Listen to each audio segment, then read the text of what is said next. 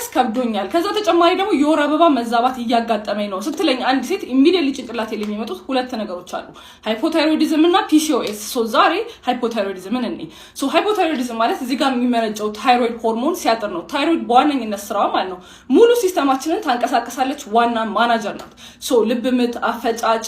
ሙቀት ጀነሬት ማድረግ የወር አበባ ኤቭሪቲንግ ጀነሬት እና የምትቆጣጠረው ታይሮይድ ናት ሶ እጥረት ካለ ማለት ነው ሁሉም ነገር ቀስ እያለ ነው ልብ ምትም ቀስ እያለ ነው ሙቀት ጀነሬት ስለማይደረግ ያ ሰው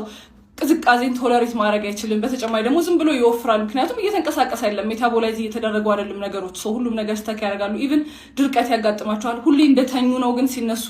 ድካም ነው ጸጉር መነቃቀል አለ እና ኢቭን እርግዝና እየሞከሩ ከሆነ እርግዝና ላይሳካላቸው ይችላል ሶ አንድ ሴት እንደዚህ ምልክቶች ካስተዋለች ኢሚዲየትሊ ታይሮይዷን ቼክ ማድረግ ነው TSH T3 T4 ሶ TSH የምንላት ምንድናት አምራች መልክት ምትልክና ሶ ታይሮይድ አምርት እንጂ ሶ እሷ ከፋለች ማለት እየተመረተ አይደለም ማለት ነው ሶ እነዚህን ሆርሞኖች ቼክ አድርጋችሁ የልክ ህክምናውን ስታገኙ ውፍረት ለመቀነስ ያግዛችኋል የወር አበባም ይስተካከላል ለእርግዝናም ያግዛል ምክንያቱም ታይሮይድ እጥረት እያለ የተፈጠረ እርግዝና ለልጁ ራሱ ጉዳት ሊያመጣ ስለሚችል ቼክ አድርጉ ለማለት ያህል ነው